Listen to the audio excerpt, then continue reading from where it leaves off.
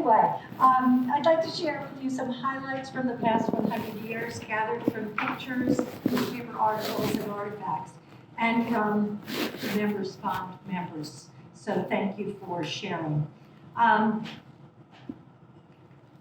They say it's always good to start at the beginning. So in the key room, you will find the original documents for the establishment of Monmouth Beach Club. And you will see the list of trustees, which we now know as the founders of the club. They were a group of very prosperous and dedicated men, each of whom had an interesting story I thought I'd share with you. H. Boardman Spaulding was a lawyer and the son of the sporting goods company known as Spaulding. Albert Spaulding developed the modern baseball bat and standardized the baseball. I'm sure you've all heard of Spaulding. Wilson Hatcher Tucker's family owned Lord & Taylor at the turn of the century, and they led the project to build a flagship store on Fifth Avenue, which opened in 1914. Francis Love was the president of United Aircraft Exports, which later merged with Boeing to become United Airlines. His grandsons, Giles and Danny, worked as lifeguards and beach boy at the club in the 1970s. William Buff was an executive and founder of what became Bertram Yachts. He was appointed as the diplomat to the Netherlands and knighted by Queen Wilhelmina. John J. Campbell was a real estate exec and mayor of Monmouth Beach from 1929 to 33. Kenneth Day was employed by the New York Fruit Commission, and on a sad note, he jumped to his death from his apartment on Riverside Drive the day after Christmas in 1930. The question remains, was this related to the stock market crash of '29, when so many people suffered? Louis Hassinger was the president of the Treasure Steam Cooper Works. Cooperages, as you may know, were wooden barrels used to store and transport various goods, including alcohol, which probably made an interesting business for him in the Prohibition era. Last but not least, Herman Heide, which Ed has talked about, and you may know the Heide Candy Company was famous for producing popular treats such as juju beads, red hot dollars, and gummy bears. His descendants, of course, are in the room tonight, and Ed has already introduced them. We're glad they're here with us tonight.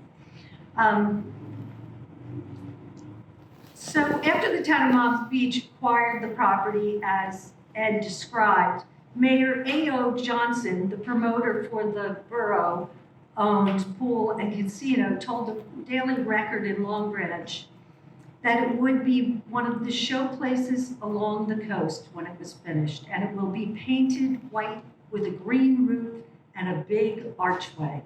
And that came to be. After purchasing the pool and casino, the borough acquired an additional 400 feet of frontage along Ocean Boulevard, increasing the total frontage to 550 feet. 3 houses and 2 garages were moved from the property, and a jetty was constructed. Parking spaces were added for 500 cars. Improvements made to the building included the following, and this was described in the article. Remodeling of the entire building, changed the entrance from Ocean Avenue to the north side of the building. New reception room finely furnished. North side of the pavilion newly built. 68 new bathhouses added. A new boardwalk. Built large archway to the ocean. All new lighting and arrangements made for night bathing. Installation of running water in all bathhouses. New 70-foot jetty at a cost of $110,000. At the opening, the interior decorations were described as follows. White and blue prevail at the main entrance. The furniture is in bronze and blue with blue rugs. The ladies' room is in blue and white, and the furniture is in blue and silver. The ballroom is in orange and green and brown trimmings. I leave out that decoration. A musical trio plays daily through Labor Day between 11 and 1, and Tuesday and Friday nights for dancing. There will also be Sunday night concerts, so they had some time. All of this was provided to the Monmouth Beach Club, who leased the casino and pool from the town for a mere $5,000. It seems like a major bargain to me today. Ed talked about Al Smith of New York, so I just want to give you some context.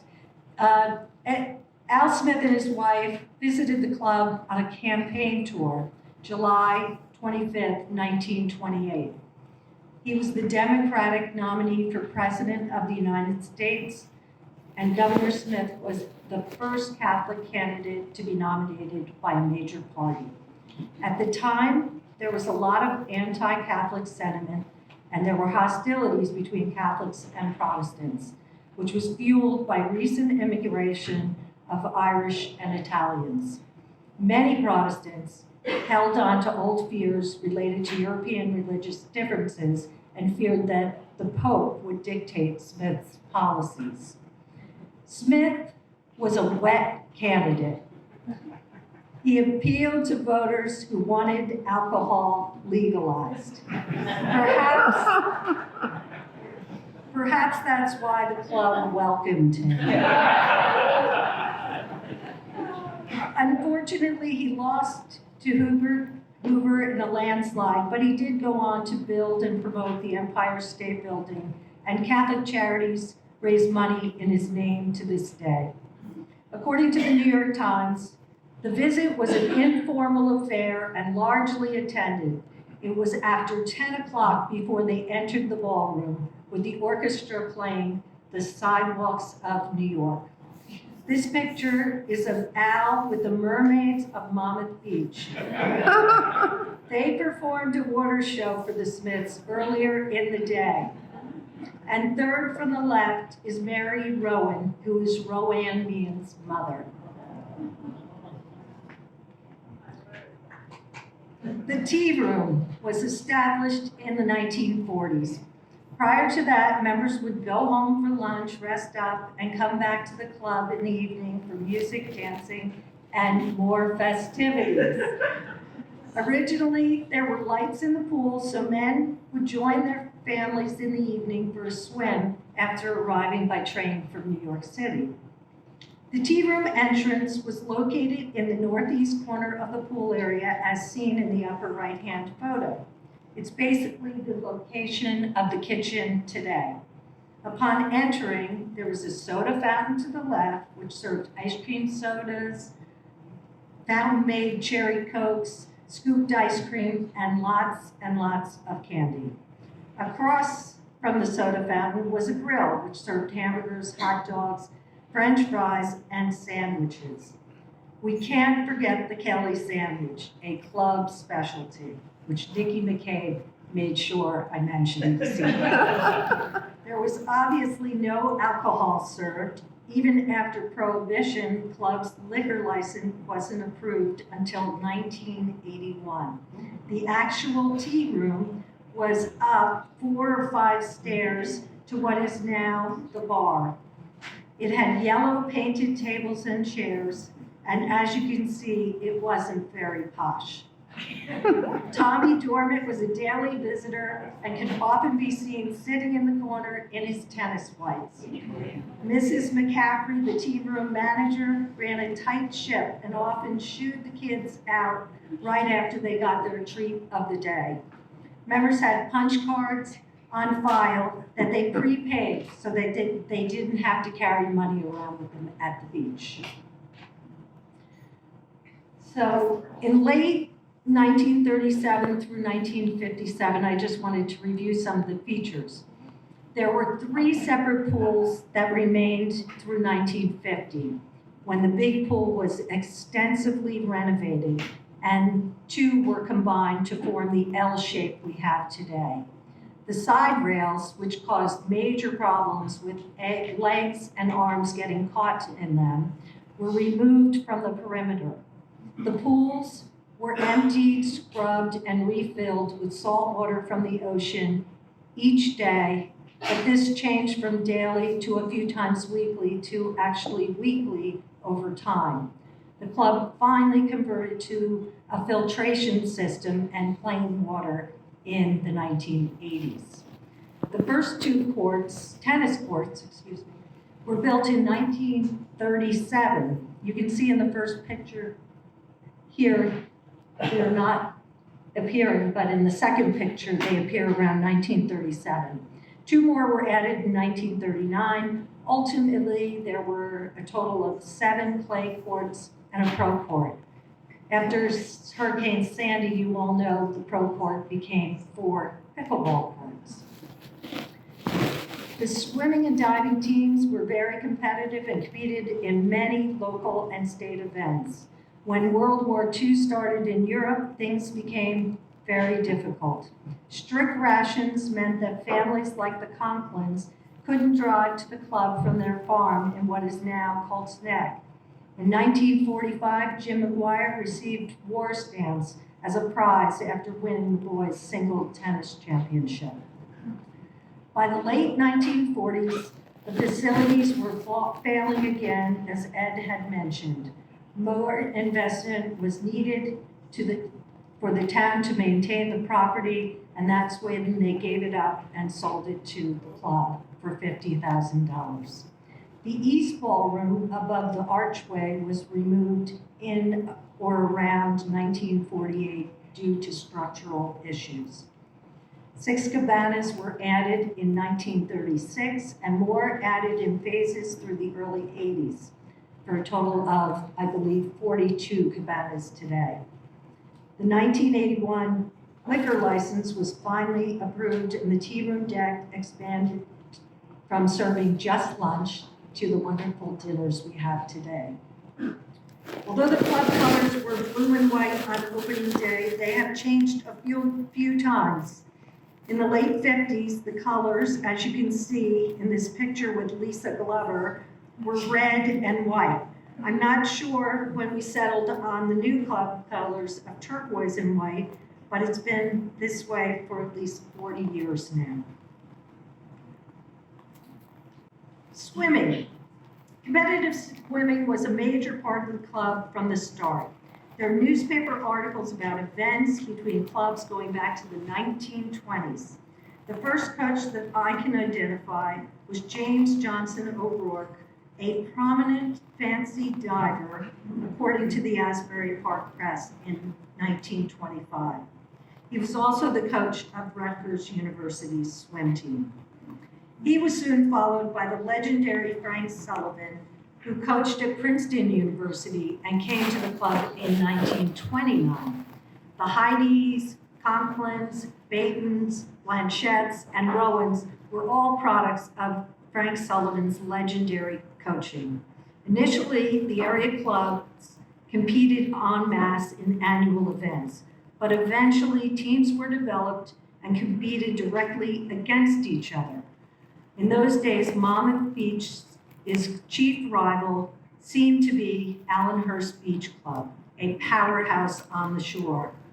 Seabright Beach Club became our rival for the Silver Club, starting in about the early 50s. Interestingly, the competitive meets included diving and swimming events. We don't know when diving was discontinued, but it was a major part of the competition at least through the 1960s. And Timmy Millheiser was a major diver for the club. I just wanted to mention that with Ross and Diane sitting right here. In 1947, Frank Wells and his son Rick began coaching at the club. The Wells team developed some of the finest swimmers and divers on the Jersey Shore, and they were dominant in the 1960s. At that time, Hiltons, Kredowitzes, Bells, Millheisers, the Hineses, and the McCrossins were all part of those winning teams. A word about my favorite coach, Coach Frank Wells and his son Rick. They remained at the club for 30 years. Mr. Wells was the AAU tumbling national champion in 1936 and 37. During the winter, he was the head gymnastic coach at West Point. He coached Olympic teams for swimming, diving, and tumbling. And in 1966, his U.S. Olympic team won 3 gold medals in trampoline, tumbling, and synchronized trampoline. He brought the Olympic diving boards and trampoline to the club for the kids to train on. And he entered many into AAU events throughout the state. Mr. Wells taught us much more than how to swim.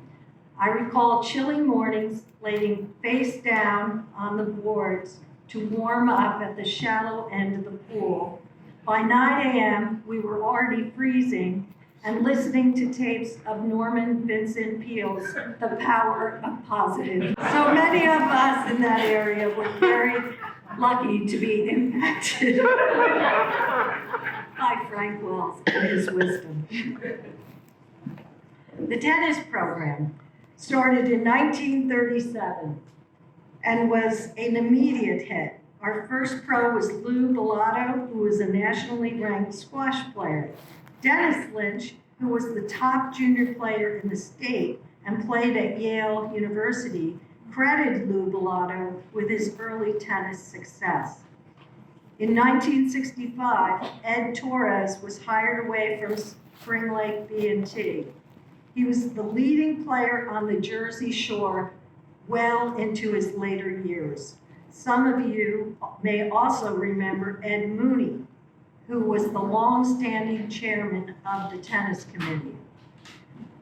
Some wondered if this is the way that Ed ensured that he had court number 1 every Saturday morning.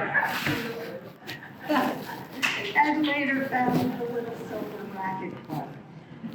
The Winky Williams Award was created in the early 1950s in memory of Winky, a promising tennis player who tragically died of cancer as a young boy.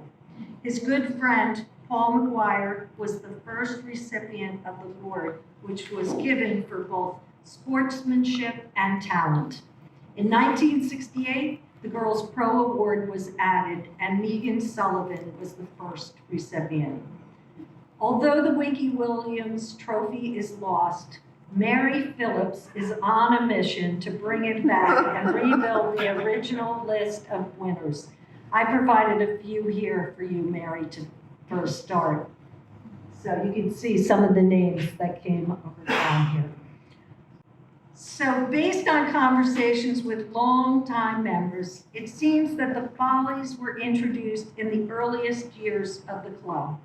The Heidi sisters, who were well-versed in New York theater, apparently had a love of dressing up and performing. Later, the McGuire sisters joined in the fun. Interestingly, the early Follies were head in the deep end of the pool, as you saw in the pictures. With the 2 ballrooms, east and west, and the reception room available, we have no idea what they were thinking. Patsy Baden-Healy, whose father was an early trustee, choreographed musical numbers from the time she was a teenager. Patsy, who often was assisted by my mom, Lisa Klem, with her TV directing skills, and later was joined by the legendary Dolly Rose. Patsy and Dolly made the festivities extra special by including children as well as adults in those shows.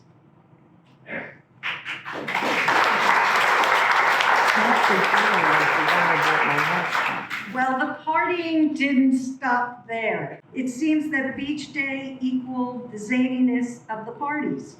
Beach Day and the free hot dog tradition went way back, as evidenced in the picture of our club presidents and trustees.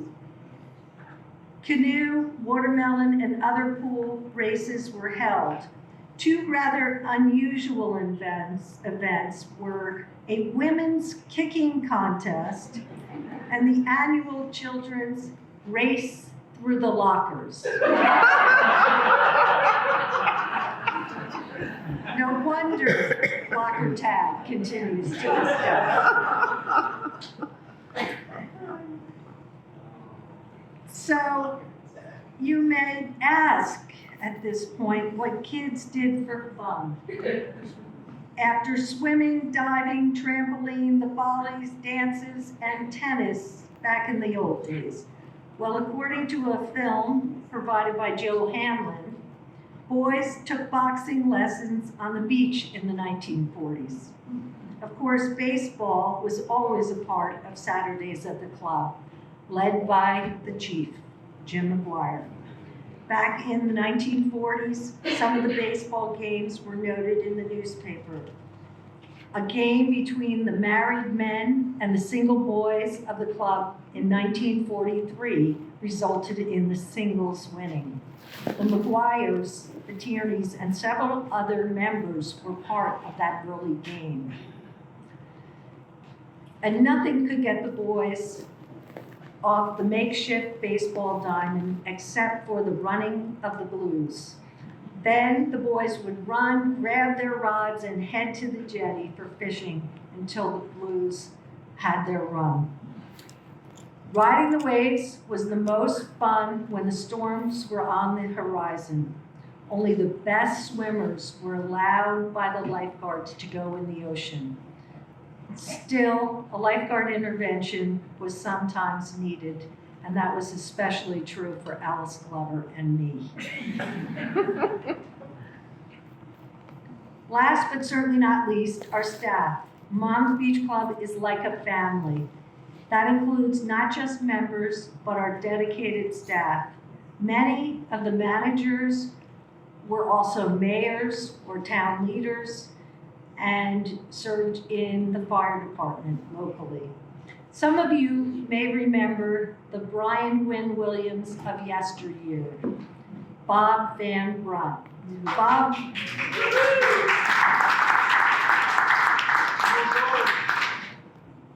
Bob was a friend to all. When he was not adjusting the chlorine level in the pools, he could be found spending countless hours teaching young boys to fish, how to tie lures, and how to spot an incoming storm. This sketch of him here was done by a member whose son adored Bob. The Woolies were the club managers throughout the 40s and 50s. Their grandson recently visited the club to share his memories of working here during that time. We're also very grateful for our beloved chef, Wilbert, who is here with us tonight.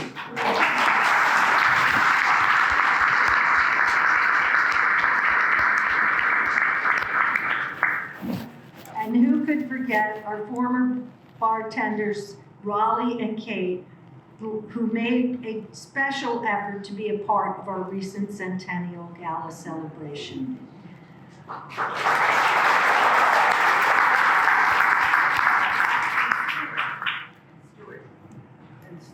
And Stuart. Yeah, the old version. Oh, okay. Oh, well. Okay, Stuart. Yeah, exactly. Well, that's it for now. Now, I'd like you to go tell your children and grandchildren to go out and make some more lifetime friends and memories so that we can share those stories in another 100 years.